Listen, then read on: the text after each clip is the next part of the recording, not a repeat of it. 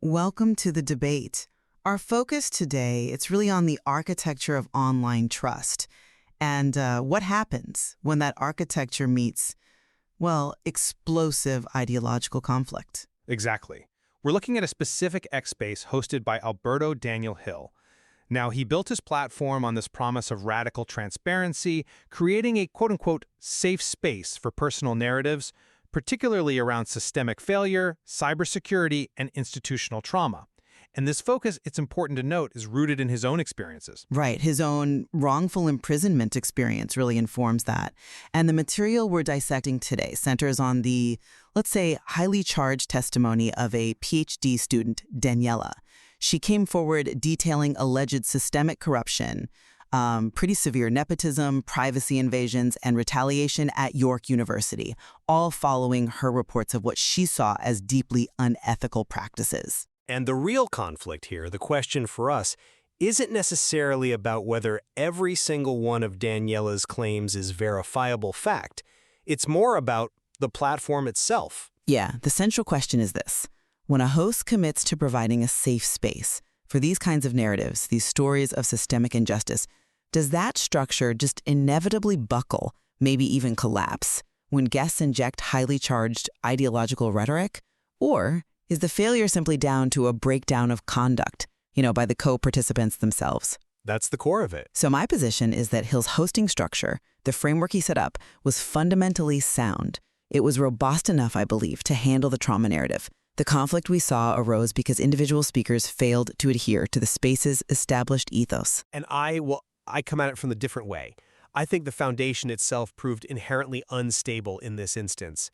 It simply wasn't designed, perhaps couldn't be designed, to contain the specific kind of intense, ideologically charged conflict Daniela brought in when she connected her personal institutional trauma to much broader geopolitical and political grievances.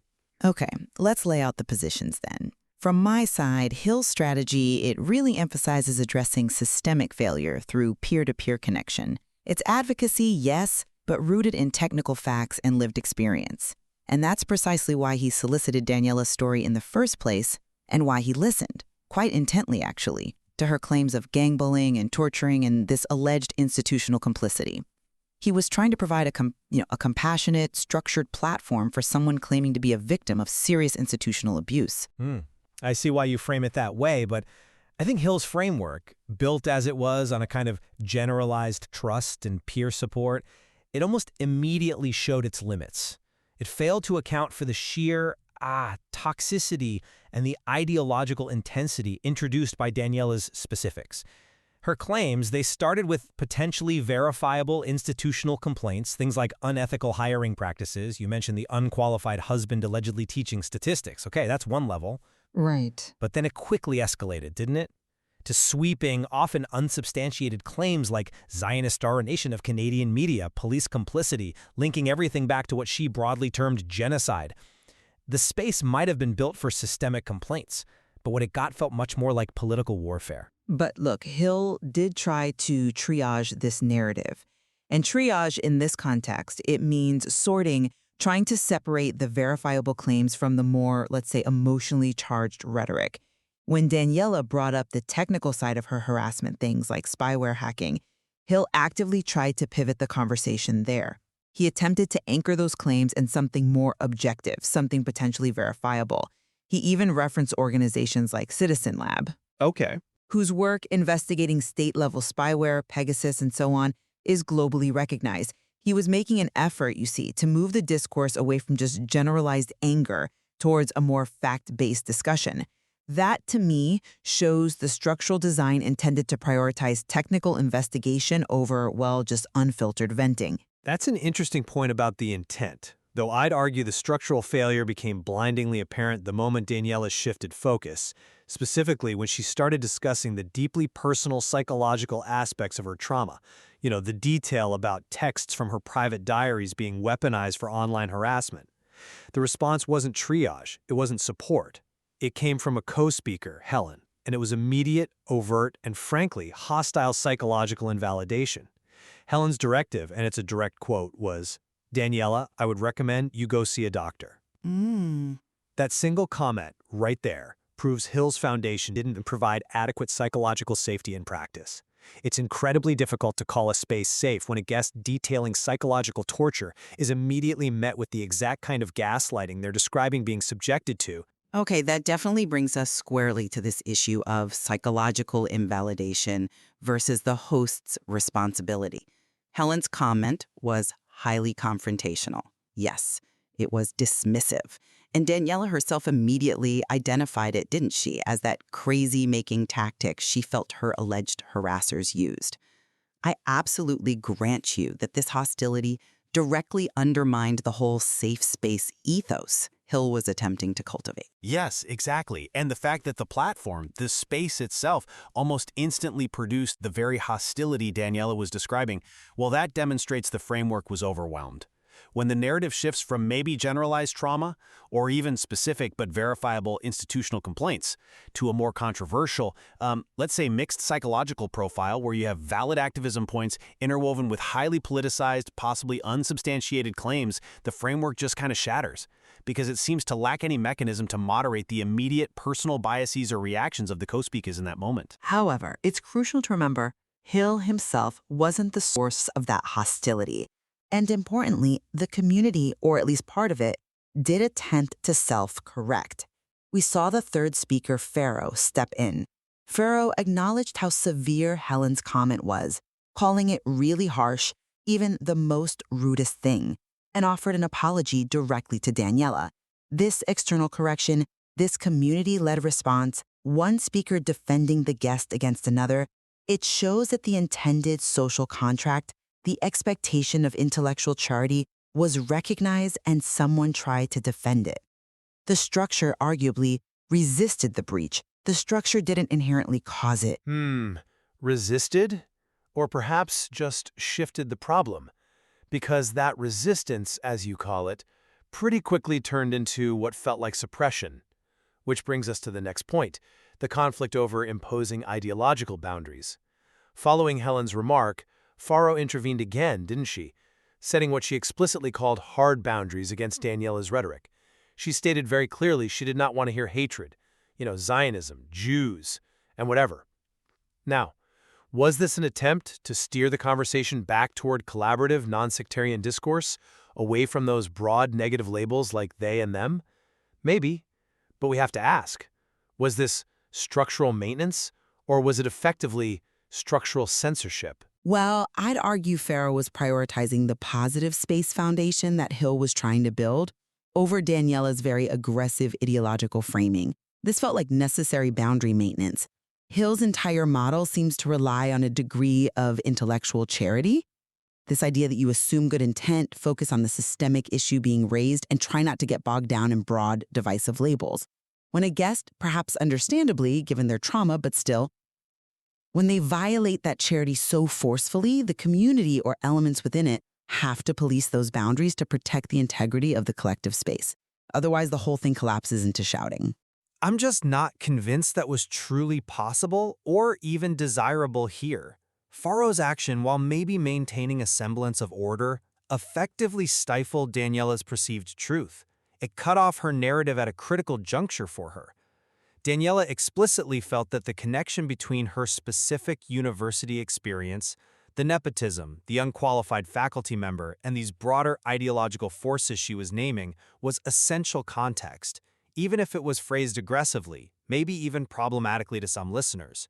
The framework, in that moment, forced an impossible choice. Either Daniela expresses her trauma authentically, as she understands its roots, or she adheres to a prescribed, non-confrontational language. That limitation, that forcing of a choice, feels like a structural flaw to me. It essentially demands self-censorship for the framework to even survive the conversation. Let's maybe pivot slightly to the challenge of triage itself, separating verifiable claims from these highly ideological, often unsubstantiated narratives. Because Daniela's testimony did include genuinely verifiable, or at least highly plausible, institutional issues. We talked about the unethical hiring, the nepotism claims. There were documented issues, or at least widespread discussion, about universities like York acting as a profit-based business model, especially concerning international students. And her comparative claim that Canadian academia is, say, 100 years behind Europe, while maybe hyperbolic, points to real debates about academic standards. Hill's foundation did successfully bring these systemic failures into the light. That right there, that's a structural success, platforming important, specific, systemic critiques. And this is the crucial bud. The platform struggled profoundly, almost immediately, to vet and contain the other elements she introduced at the same time. Daniela brought in these high-stakes, unvetted elements that some sources later described as exaggerated conspiracies that lack evidence. Things like specific named collaborations with, quote, Jordan Peterson's cult, or claims of deep police complicity in some grand scheme against her, tying it all back to this idea of Canadian media being Zionist-dominated. And we know actually from Hill's own internal communications around that time that he was struggling in real time to triage this. He was trying to find links, asking for evidence for her hacking claims from a technical standpoint. Right, you wanted the LinkedIn posts. Exactly. While also expressing frustration, reportedly with co-speakers who were talking over him or maybe weren't engaging with the technical facts he was trying to focus on. The structure just wasn't equipped to handle this volatile mix of potentially valid activism and what appeared to be unsubstantiated claims. This blend led directly to that intense skepticism from co-speakers and, ultimately, the breakdown of anything resembling productive dialogue.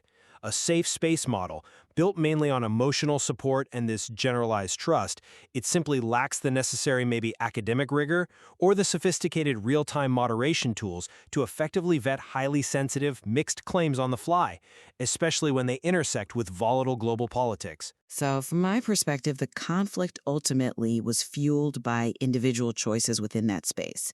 Helen's dismissal, Foro's perhaps understandable but rigid imposition of those hard boundaries. Hill provided the platform, the microphone, and the ethos of intellectual charity, the fact that the speakers themselves, in the heat of the moment, violated that charity. Well, that doesn't invalidate the model itself. It just highlights the immense difficulty of enforcing good conduct in live, unfiltered public forums, where the human element is inherently unpredictable, maybe even uncontrollable. And I would argue, respectfully, that the experience suggests the opposite. That the safe space foundation is inherently fragile, maybe even insufficient, when it confronts a guest whose deeply personal trauma is perceived by them to be inextricably linked to broad, highly charged political accusations. The immediate ideological conflict wasn't an aberration. It felt like an inevitable structural outcome because the framework wasn't built, perhaps couldn't be built, to contain such volatile material without either suppressing the guest's authentic narrative or sacrificing intellectual rigor. In a way, the platform failed at its primary stated job, supporting the individual narrative without collapsing the discussion. Well, this entire episode, I think we can agree, serves as a really powerful illustration of that inherent tension in these kinds of public forums. You're constantly trying to balance intellectual charity, providing a necessary platform for often raw personal trauma, while simultaneously needing to maintain necessary boundaries against rhetoric that might be highly volatile, potentially divisive, or simply unsubstantiated. It's a difficult line to walk. Indeed. And the case of Daniela really highlights the immense complexity of managing intellectual exchange when the personal, the institutional, and the geopolitical all intersect so dramatically.